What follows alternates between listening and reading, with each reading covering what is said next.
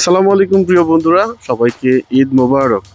দীর্ঘ এক মাস রমজান পার করে আমরা আজকে আমাদের সর্বপ্রথম পবিত্র সবচেয়ে বড় দিন আমাদের জন্য ধর্মীয় অনুষ্ঠান ঈদ উল ফিতর। সেই ঈদ উল ফিতরের নামাজ পড়তে যাচ্ছি ঈদগাহে। আমাদের নারায়ণগঞ্জের রূপগঞ্জ কাঞ্চন পৌরসভার যে ঈদগাহ মাঠ, সেটা হচ্ছে চৌধুরীপাড়া ঈদগাহ মাঠে আমরা নামাজের জন্য যাচ্ছি, যেটা আমাদের নারায়ণগঞ্জের রূপগঞ্জে কাঞ্চন পৌরসভার সবচেয়ে বড়, মেবি নারায়ণগঞ্জের সবচেয়ে বড় ঈদগাহ ময়দান, যেখানে হাজারো মানুষের ঢল নামে। পুরো পৌরসভার সমস্ত সালাফিয়া মাহজাব যারা আছেন তারা সবাই সেখানে নামাজ পড়তে যায়। আমিও যাচ্ছি, সামনে আমার বাবা অপেক্ষা করছে আমার জন্য, বাবাকে নিয়ে যাব। তো আমরা বরাবরই ওয়েদার ভালো থাকলে আমরা ঈদগাহতে ঈদের নামাজ পড়তে যাই। তো গতকাল ঝড় বৃষ্টি তুফান ছিল, আবহাওয়া অধিদপ্তর আভাস দিয়েছিল আজকে কালবৈশাখী ঝড় হতে পারে।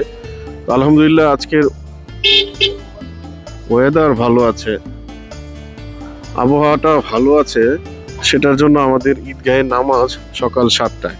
দেখতেই পাচ্ছেন সূর্য উঠেছে, খুব সুন্দর। মানে সকালের আবহাওয়াটাও কিন্তু মনোমুগ্ধকর হয় আর কি। ভালো আছো? ঈদ মোবারক।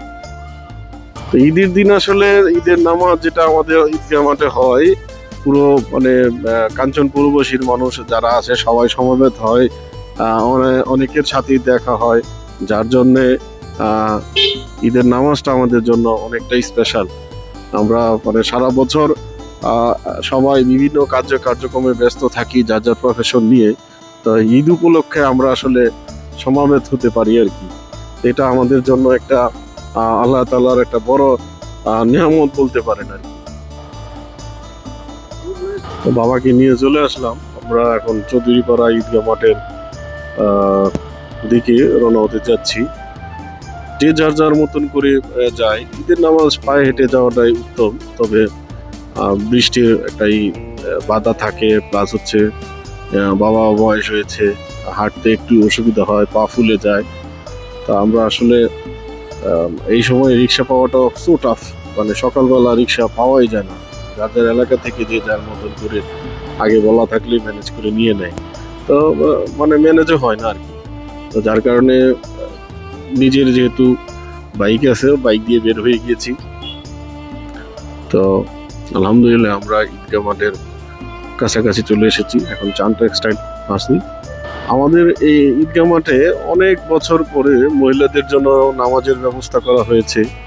তো আল্লাহ রাসূল বলতেন, তোমরা একা নামাজে যেও না, তোমরা তোমাদের সহধর্মিণীকেও নামাজের জন্য নিয়ে আসো।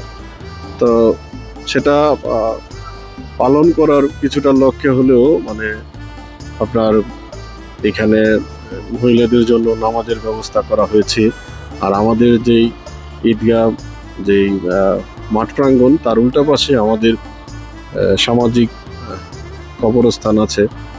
তো সেখানে শহীদ আছে আমাদের পূর্বপুরুষরা, একদিন হয়তো আমাদেরও সেখানে শহীদ হতে হবে। আল্লাহ যেন সেই পর্যন্ত আমাদেরকে ধৈর্য ধারণ করে নেক হায়াত দান করে।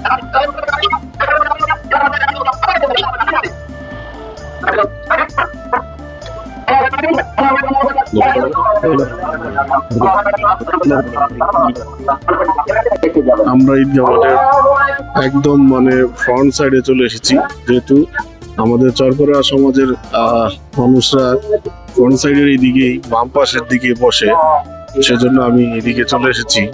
আমরা নামাজের জন্য প্রস্তুতি নিব।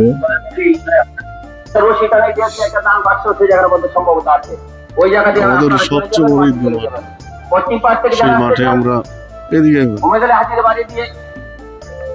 ভিতর দিয়ে ঢুকে আমাদের সামনে দিয়ে আপনারা বরকত সহকারে চলে যাবেন। দক্ষিণ পাশ থেকে যারা আসতেছেন চরপাড়া আমরা ওই জানো খালি আছে। আমরা প্র্যাকটিস করে আমাদের সাবেক ইব্রাহিম ভাই কিছু প্র্যাকটিস করব।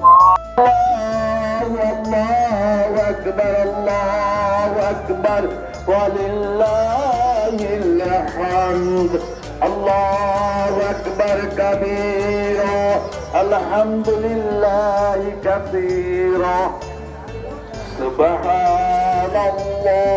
বুকরাতাও ওয়া আসীলা আল্লাহু আকবার আল্লাহু আকবার লা ইলাহা ইল্লাল্লাহ আল্লাহু আকবার আল্লাহু আকবার লিল্লাহিল হামদ। আসসালামু আপনারা সবাই তাকবীর পড়তে পড়তে আসুন। আল্লাহু ইল্লাল্লাহু আল্লাহু আকবার আল্লাহু আকবার আল্লাহু আকবার ওয়া লিল্লাহিল হামদ।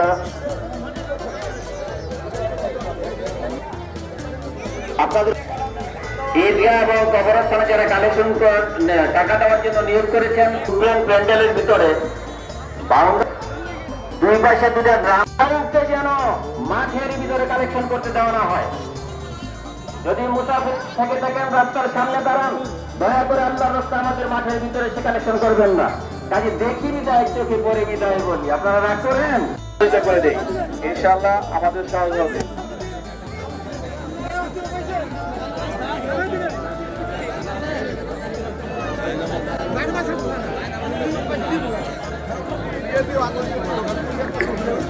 সালাত ঈদুল ফিতর 2 রাকাত, প্রথম রাকাতে 7 তাকবীর এবং পরের রাকাতে 5 তাকবীর। যাতায়াতের ব্যবস্থাপনা আমাদেরই করতে হবে। জি বারাকাতুল্লাহ জাযাকুমুল্লাহ খাইর। না হয় আপনারা দয়া করে একটু তাদেরকে যাওয়ার রাস্তা করে দিয়েন।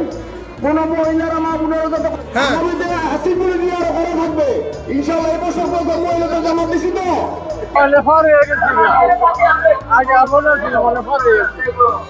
না সমস্যা নাই, সবাই আপন আছে না।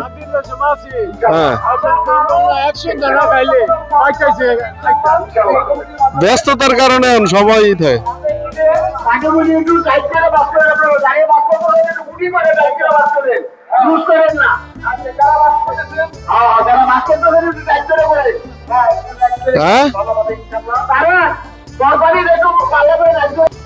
আলহামদুলিল্লাহ আজকে আমরা দুবাই শেখ হ্যাঁ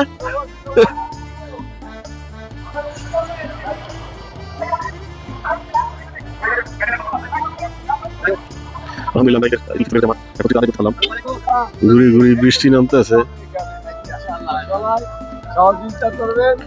ঘুরি ঘুরি বৃষ্টি নামতেছে।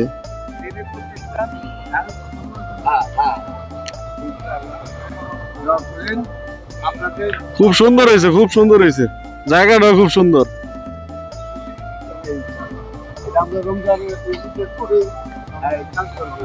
খুবই সুন্দর হয়েছে, মাশাআল্লাহ জাযাকাল্লাহ। এইখানে এই জায়গা থেকে আমাদের চরপাড়ার গ্রামটা শুরু। এই পাশে দেখছেন প্রজেক্ট আছে, এই পাশে একটা চরপাড়া আদর্শ বিদ্যা নিকেতন, খুবই সুন্দর মাশাআল্লাহ। ওয়ালাইকুম আসসালাম।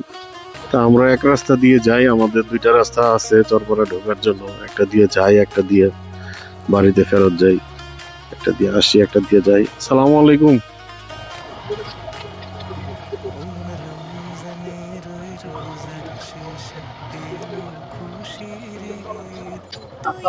আসসালামু আলাইকুম। আলহামদুলিল্লাহ, ভালো আছেন?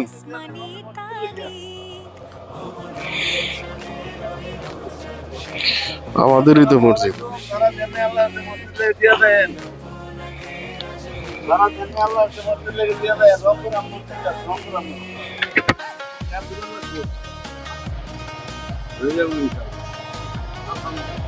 এটা আমাদের সমাজের যে আরেকটা মসজিদ, এখানে পাঞ্জেখানা। আর আমাদের কেন্দ্রীয় মসজিদের তো আছেই। আমাদের চরপাড়া সমাজের 3টি পাঞ্জেখানা মসজিদ আছে, একটা কেন্দ্রীয় মসজিদ, মোট 4টি মসজিদ। আলহামদুলিল্লাহ মসজিদের সাথে সংযুক্ত আছি গত 1 বছরের জন্য আল্লাহর ঘরের দায়িত্বে আছি কেন্দ্রীয় মসজিদের কোষাধ্যক্ষ হিসাবে।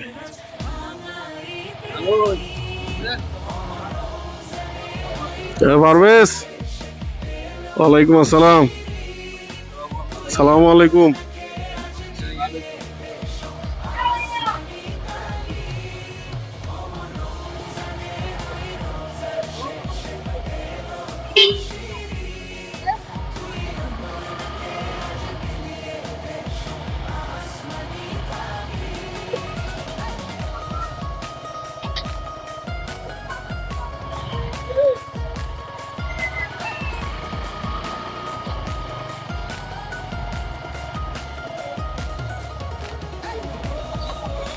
আমাদের চরপড়া সমাজের এই অবস্থান তখন থেকে শুরু হয়েছে, এখন পর্যন্ত আছে চরপড়া সমাজ। অনেক বড় একটা সমাজ আমাদের, 400 পরিবারের উপরে আমাদের চরপড়া সমাজে আছে।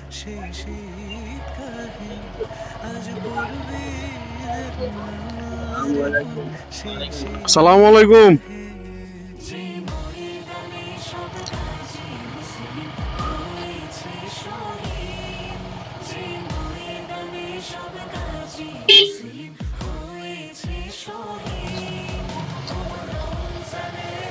সালাম আলাইকুম।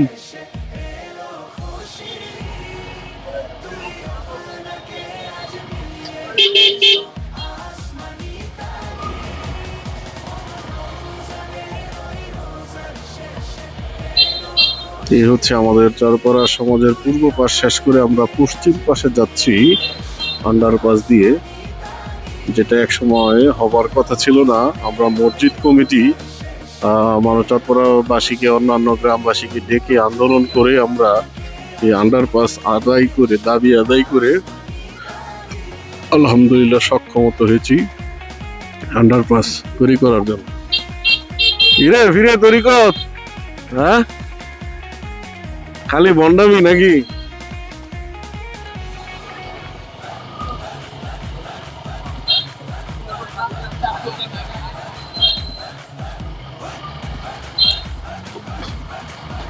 ঠান্ডা ঘুরে আইবরি দেখ।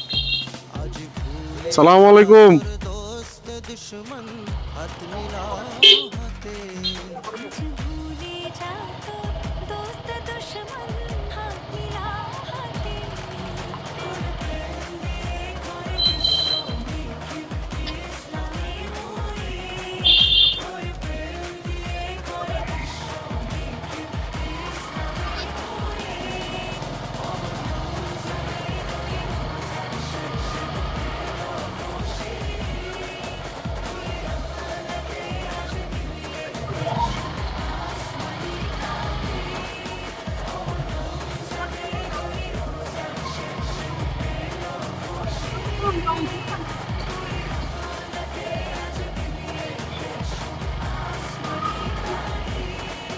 আমরা আমাদের বাড়ির কাছে চলে এসেছি আলহামদুলিল্লাহ নামাজ পড়ে।